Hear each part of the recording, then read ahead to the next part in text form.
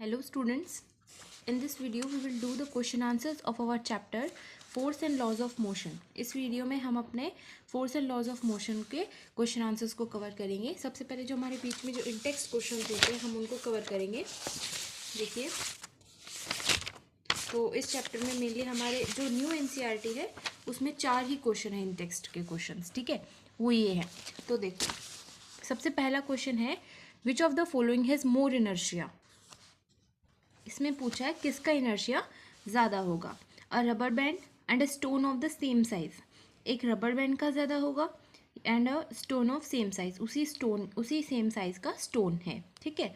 A bicycle and a train, एक bicycle है और एक ट्रेन है, किसका इनर्शिया ज़्यादा होगा।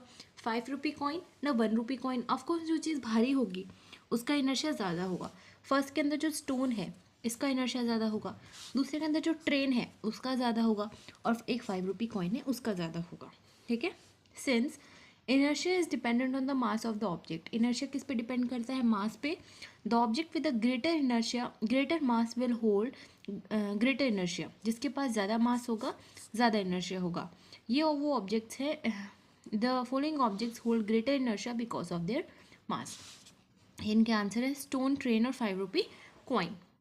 सेकेंड क्वेश्चन है इधर ही, in the following example try to identify the number of times the velocity of the ball changes. एक एग्जाम्पल दिया हुआ है, हमें ये पता करना है कि कितनी बार बॉल की वेलोसिटी चेंज होगी। A football player kicks a football to another player of his team. सबसे पहले एक प्लेयर है वो किक करता है दूसरे प्लेयर के पास, ठीक है। Who kicks the football towards the goal, अब ये उसको किक करता है गोल की तरफ। The goal keeper of the opposite team collects the football, यहाँ पे जो गोल कीपर है फुटबॉल ले लेता है और वो अपनी किसी टीम के प्लेयर के पास किक कर देता है। Also identify the agent agent supplying the force in each cases.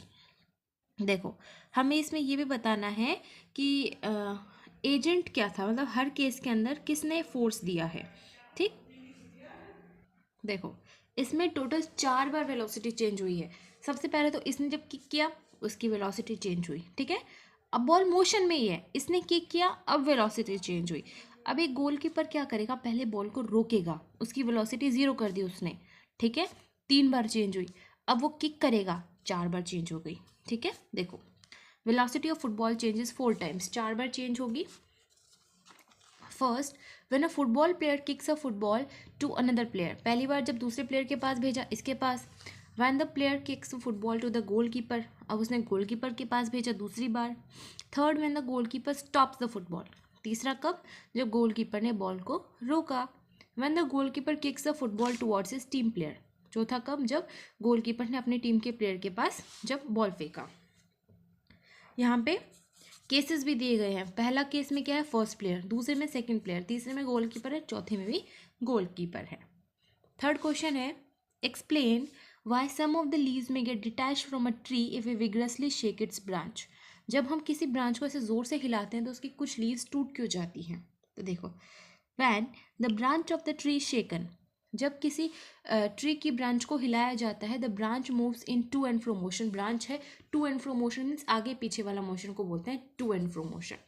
However the inertia of the leaves in attach to the branch resist the motion of the branch. अब क्या होता है, leaves पहले होती है रेस्ट में, ठीक है, पहले रहती होती है रेस्ट में। जब हम उनको हिलाते हैं तो उसके अंदर क्या आता है, इनर्शिया, जिसकी वजह से ब्रांच में तो मोशन आ जाता है, लेकिन जो ब्रांच से अटैच लीव्स हैं वो अभी भी रेस्ट में ही रहना चाहती है।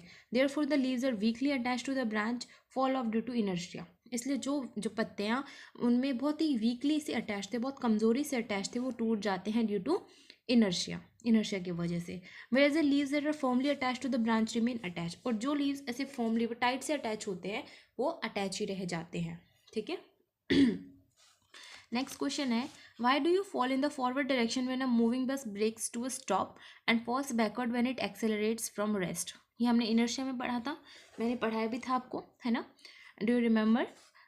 इसके बाद है, इस क्वेश्चन में क्या पूछ रहा है, जब कोई बस ब्रेक लगाती है तो आप आगे की डायरेक्शन में क्यों आ जाते हो, क्यों गिर जाते हो, और जब जो बस है वो रेस्ट से एक्सेलरेट करती है, रेस्ट से चलती है, तो आप पीछे की तरफ क्यों गिर जाते हो।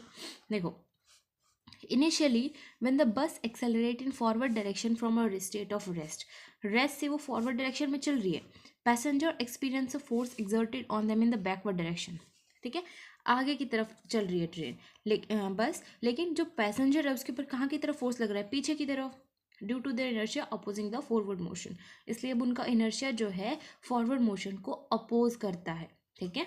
Once the bus starts moving, जब बस चलना स्टार्ट होती है, passengers are in state of motion the forward direction, passengers forward direction में आ जाते हैं। When the brakes are applied the bus moves toward the position of rest, जब brakes लगते हैं तो बस रेस्ट की पोजीशन में आ जाती है। अब फोर्स लगता है फॉरवर्ड डायरेक्शन में पैसेंजर्स के ऊपर, ठीक है। इसके बाद है because the inertia resist the change in the motion of the bus, this causes the passenger to fall forward, the brakes are applied. इसके अंदर एक सिंपल सा केस है, इनर्शिया मतलब होता है सडनली वेलोसिटी में चेंज आने की वजह से, ठीक है। इनर्शिया होता है जैसे बस चल रही है फॉरवर्ड डायरेक्शन में, चल रही है, आप बस के अंदर बैठे हो, बस मोशन में है, ठीक है, जो पार्ट आपका बॉडी का बस से अटैच है वो मोशन में है, लेकिन आपकी पूरी बॉडी रेस्ट में मानी जाएगी, ठीक है। जैसे ही आप बस के अंदर हो, ठीक है, तो आप भी मोशन में हो, जैसे ही बस रुक जाएगी, जैसे ही बस रेस्ट में आ गई, लेकिन आपकी बॉडी उस चेंज को रेजिस्ट नहीं कर पाएगी, उस चेंज को अपोज करेगी, ठीक है। तो हमारी बॉडी है उस चेंज को अपोज करेगी तो वो आगे की तरफ गिर जाती है। सिमिलरली कोई ऑब्जेक्ट बॉडी रेस्ट में है, ठीक है, ट्रेन या फिर बस जैसे ही अचानक से चलती है, हमारी बॉडी रेस्ट में थी, लेकिन जैसे ही वो चलती है बस में क्या आता है, मोशन आता है। जो पार्ट हमारा बस से अटैच है उसमें मोशन आ जाएगा, लेकिन पूरी की पूरी बॉडी तो अभी भी रेस्ट में ही रहना चाहेगी ना, ठीक है। और ये पूरी जो बॉडी है इस बस के मोशन को अपोज करेगी, जिसकी वजह से वो पीछे की तरफ गिर जाते हैं, ठीक है। इसके बाद हमारे हैं एनसीईआरटी क्वेश्चंस, टेक्सचुअल क्वेश्चंस, ठीक है। हम पढ़ेंगे टेक्सचुअल क्वेश्चंस। टोटल इसमें 17 क्वेश्चंस हैं। कुछ क्वेश्चंस हम इस पार्ट में इस वीडियो में करेंगे, कुछ क्वेश्चंस दूसरे वीडियो में करेंगे। देखो सबसे पहला क्वेश्चन है, an object appearances a net zero external unbalance force, कोई ऑब्जेक्ट है उसके ऊपर जीरो एक्सटर्नल अनबैलेंस फोर्स लग रहा है, मतलब बाहर से कोई फोर्स नहीं लग रहा, ठीक है। Is it possible for the object to be travelling with a non zero velocity, क्या किसी ऑब्जेक्ट के लिए पॉसिबल है कि वो नॉन जीरो वेलोसिटी से मूव करे, मतलब कोई वेलोसिटी नहीं है फिर भी वो मूव करता है, ठीक है। If yes state the condition that must be placed on the magnitude and direction of the velocity, अगर हाँ तो कंडीशन बताओ हमें उस वेलोसिटी के डायरेक्शन और मैग्नीट्यूड में क्या रखनी चाहिए, अगर नहीं तो उसका रीज़न दो, ठीक है। Yes it's possible, an object moving in some direction with constant velocity will continue in its state of motion as long as there are no external unbalanced force acting on it, ठीक है। इसका मतलब कोई भी object से किसी direction में चल रही है किसी कांस्टेंट वेलोसिटी से, मतलब 4 मीटर पर सेकंड से चल रही है या फिर 10 किलोमीटर पर आवर से चल रही है 10 से ही चल रही है, चेंज नहीं कर रही है, ठीक है, वेलोसिटी कांस्टेंट है। तो जब तक कि उस पर बाहर से कोई एक्सटर्नल फोर्स नहीं लगता है वो अपनी वेलोसिटी चेंज, अपनी स्टेट ऑफ मोशन को चेंज नहीं करेगा। In order to change the motion of the object, motion को अगर चेंज करना है तो कुछ एक्सटर्नल फोर्स उस पर लगना ज़रूरी है। नेक्स्ट है, when a carpet is beaten with a stick dust comes out of it, explain. जब कोई कारपेट स्टिक से बीटन किया जाता है, मारा जाता है, उससे धूल बाहर आ जाती है, ये कैसे होता है। When a carpet is bitten with a stick, the stick exerts a force on the carpet which sets it in motion. जब कारपेट पे स्टिक मारी जाती है तो उसकी वजह से वो जो कारपेट है मोशन में आ जाता है। Inertia of the dust particle इसका मेनली क्या है मैं बता देती हूँ। मान लो ये कोई कारपेट है, ठीक है, इसके ऊपर डस्ट पार्टिकल्स हैं, कारपेट अभी तक रेस्ट में है, जो डस्ट पार्टिकल्स इससे लगे हुए इससे चिपके हुए इसमें है वो भी रेस्ट में है। जैसे ही इसको किसी स्टिक से बीट किया जाता है ये कारपेट किस में आ जाएगी, मोशन में आ जाएगी, कारपेट मोशन में आएगी, ठीक है, लेकिन जो डस्ट पार्टिकल्स है वो भी रेस्ट में ही रहना चाहेंगे, जिसकी वजह से जो डस्ट पार्टिकल्स है वो इस कारपेट के मोशन को अपोज करेंगे, जिसकी वजह से वो बाहर आ जाते हैं, ठीक है। सेमली ये भी इनर्शिया का ही क्वेश्चन है। देखो एक बार पढ़ के देख लेते हैं। The inertia of the dust particle residing on the carpet resist the change in the motion of the carpet, ठीक है, रेजिस्ट करते हैं। Therefore the forward motion of the carpet exerts backward forces on the dust particles. ये आगे की तरफ बढ़ रहा है और डस्ट पार्टिकल्स पीछे की तरफ, जिसकी वजह से ऑपोजिट डायरेक्शन में मोशन हो रहा है। This is why the dust comes out of the carpet when beaten. ठीक है, इसके बाद नेक्स्ट क्वेश्चन है third, why is it advise to tie any luggage kept on the roof of a bus with रोप। किसी बस के ऊपर जो रूफ के ऊपर हम कोई लगेज रखते हैं तो उसको रस्सी से बांधने की एडवाइस क्यों दी जाती है। देखो, when some luggage is placed on the roof of a bus which is initially at rest, अभी तो रेस्ट में, the acceleration of the bus in the forward direction will exert a force on the luggage. जब वो बस चलेगी forward direction में तो उसके ऊपर लगेज के ऊपर क्या लगेगा, एक फोर्स लगेगा। In a similar manner when a bus which is initially in state of motion, ऐसे ही अगर कोई बस जो है मोशन में है, ठीक है, अगर वो अचानक से रेस्ट में आ जाती है ब्रेक लगाने के बाद तो एक फोर्स लगेगा लगेज के ऊपर। Depending on the mass of luggage and the magnitude of force, luggage may fall off the bus due to inertia. ये भी इनर्शिया का क्वेश्चन है, लगेज बस से गिर सकता है क्योंकि वो उस फोर्स का अपोज करेगा। Tying up the luggage will secure its position and prevent it from falling of the बस। अगर हम उसको बांध देंगे रस्सी से तो अब उसकी पोजीशन सिक्योर रहेगी और बस से नहीं गिरेगा।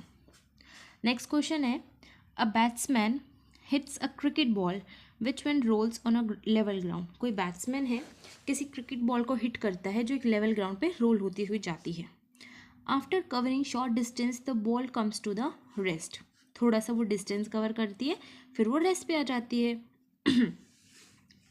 The ball slows to stop, अब बॉल रुक जाती है, क्यों। The batsman did not hit the ball hard enough. इसके ऑप्शंस दिए गए हैं, क्या बैट्समैन ने बॉल को जोर से नहीं मारा। Velocity is proportional to the force exerted on the ball. क्या वेलोसिटी फोर्स पे डिपेंड करती है, जितनी फोर्स से मारा उतनी ज़्यादा दूर तक जाएगा। There is a force on the ball opposing the motion. क्या उस बॉल पे कोई ऐसा फोर्स लग रहा था जो उस मोशन को अपोज कर रहा था। There is no unbalance force on the ball so the ball would want to come the rest.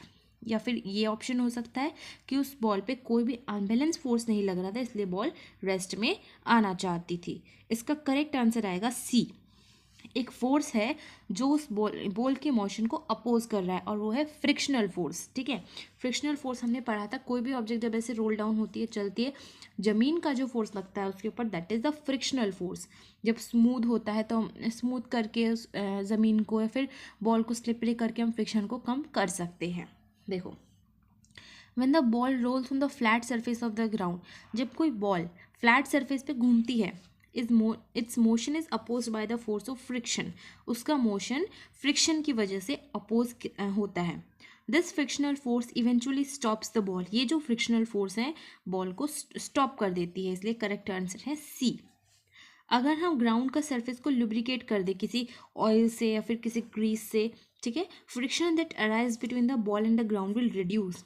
Friction कम हो जाएगा which will enable the ball to roll for a longer distance, जिसकी वजह से बॉल जो है ज़्यादा लंबी डिस्टेंस तक मूव हो पाएगी। नेक्स्ट क्वेश्चन है, a truck starts from rest. कोई ट्रक है रेस्ट से स्टार्ट करता है and rolls down a hill with a constant acceleration. Acceleration क्या है, कांस्टेंट है। It travels a distance of 400 metre in 20 seconds. ये 400 मीटर का डिस्टेंस कवर करता है 20 सेकेंड्स में। Distance is 400 metre, time is 20 seconds. ठीक है, find the force acting on it if its mass is 7 tonnes. अगर उसका मास 7 टन है, 7 टन मीन्स 1 टन के अंदर 1000 kg होता है, 60 टन के अंदर 7000 kg। तो हमें उसका क्या निकालना है, फोर्स निकालना है। देखो, यहाँ पे एक चीज़ और दी हुई थी, initial velocity from rest. Rest means u is 0। तो हमारे पास फोर्स निकालना है, फोर्स का फॉर्मूला होता है F is equal to ma। ठीक है, m है हमारे पास 7000, एक्सेलरेशन नहीं है। एक्सेलरेशन के लिए हम एक इक्वेशन लगाएंगे ut plus half at square. u क्या है 0, तो ये पूरी टर्म क्या हो जाएगी 0, सीधा ये लगाएंगे हाफ। एक्सेलरेशन हमें निकालनी है, a time is 20 into 20 equal to distance is 400। ठीक है, तो 20 into 10 200 equal to 400, acceleration will be 2 metre per second square. ये एक्सेलरेशन आ जाएगी। हमारे पास एक्सेलरेशन आ गई, तो force is equal to mass into acceleration. Mass था 7000 इंटू 2, 14,000 न्यूटन फोर्स लगेगा। ठीक है, ये आंसर है। इसका आंसर आप यहाँ से भी कर सकते हैं। आंसर क्या आएगा आपका 14,000 न्यूटन। नेक्स्ट क्वेश्चन है question number 6। A stone of 1 kg is thrown with a velocity of 20 metre per second. कोई स्टोन है जिस पे वेलोसिटी लग रही है 20 मीटर पर सेकेंड। कितनी वेलोसिटी लग रही है? 20 metre per second. Means u is 20 metre per second.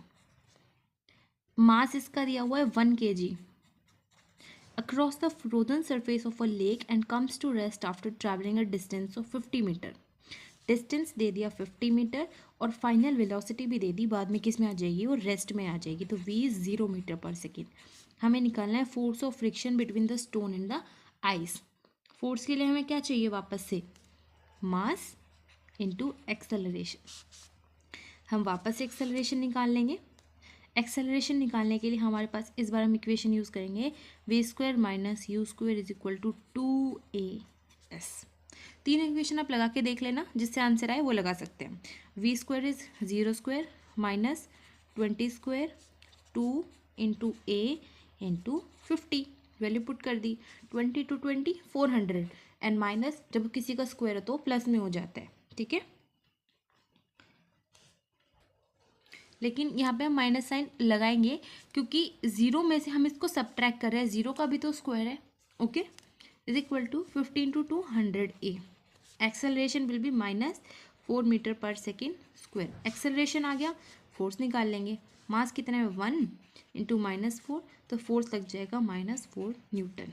Minus sign क्या इंडिकेट करता है कि ऑपोजिट डायरेक्शन में लग रहा है, और वो ऑपोजिट डायरेक्शन में कौन सा फोर्स लग रहा है? Frictional force. ठीक है, ये होगा आपका क्वेश्चन नंबर 6। अब देखो क्वेश्चन नंबर 7। देखो, an 8000 kg engine pulls a train of 5 wagons. एक कोई इंजन है 8000 kg का, जो एक ट्रेन को पुल कर रहा है। 5 वैगॉन्स की ट्रेन है। ठीक है, ईच ऑफ 2000 kg। 5 वैगॉन है और हर वैगॉन का वेट कितना है? 2000 kg। ठीक है, अलॉन्ग अ हॉरिजॉन्टल ट्रैक पे अगर इंजन फोर्स लगाता है 40,000 न्यूटन का and the track offers a frictional force of 5,000 Newton. Frictional force लग रहा है, फ्रिक्शनल फोर्स माइनस में आएगा 5,000 न्यूटन क्योंकि ऑपोजिट में लग रहा है ना। तो हमें क्या कैलकुलेट करना है? Accelerating force and acceleration of the train. देखो, एक्सेलरेटिंग फोर्स हो, कोई भी फोर्स हो, कैसे निकलेगा? मास इंटू एक्सेलरेशन। तो देखो, फोर्स दिया हुआ है 40,000 Newton, frictional forces minus 5,000 Newton. ठीक है, तो नेट फोर्स कितना आ जाएगा? 40,000 माइनस 5,000 विल बी 35,000 न्यूटन। ये नेट फोर्स आ गया। ठीक है, टोटल मास कितना आएगा? 8,000 kg की तो ट्रेन है, प्लस वो 5 वैगॉन्स ले रखी है 2000 के। 2 इंटू 5 मीन्स 10,000। तो टोटल आ जाएगा मास इसका 18,000 kg। 18,000 kg उसका मास है, फोर्स है 35,000 न्यूटन। तो देखो, एक्सेलरेशन निकालना है। एक्सेलरेटिंग फोर्स हो जाएगी, force will be mass into acceleration. Force है हमारे पास कितना? 35,000। मास कितना है हमारे पास? 18,000। डिवाइड कर देंगे हम इसको। एक्सेलरेशन तो 1.94 मीटर पर सेकेंड स्क्वायर आपका आ जाएगा एक्सेलरेशन। ठीक है, next question is an automobile vehicle has a mass of 1500 kg। कोई व्हीकल है जिसके पास मास है कितना? 1500 kg का।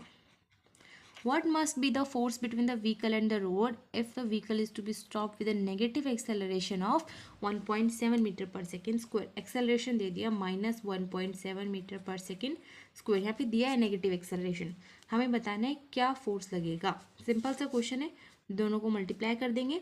F is equal to ma, mass is 1500, acceleration is -1.7, तो -2550 न्यूटन आ जाएगा। आंसर है ये। ठीक है।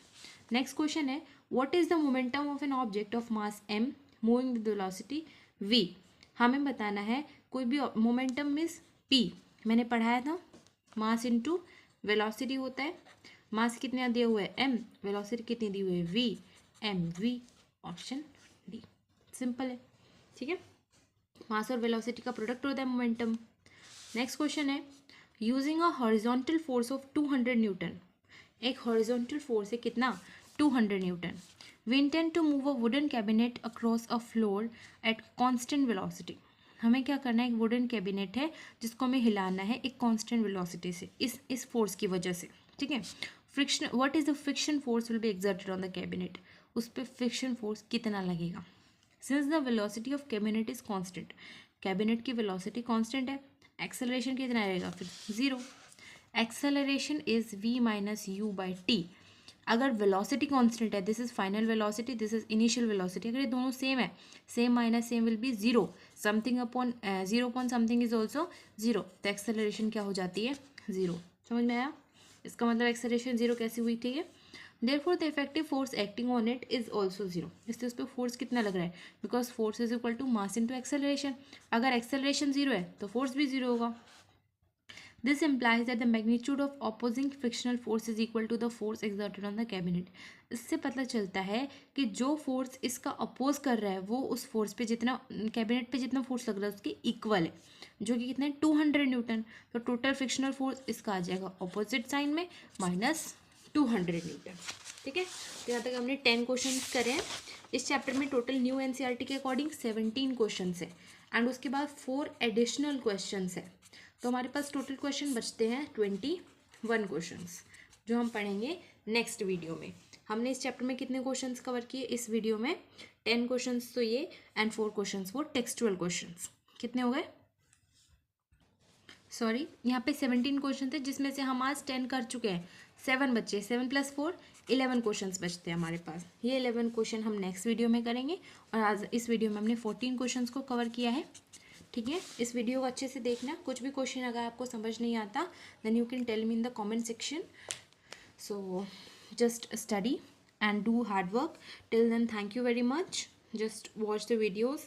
If you like my video, subscribe my channel and like it. Thank you.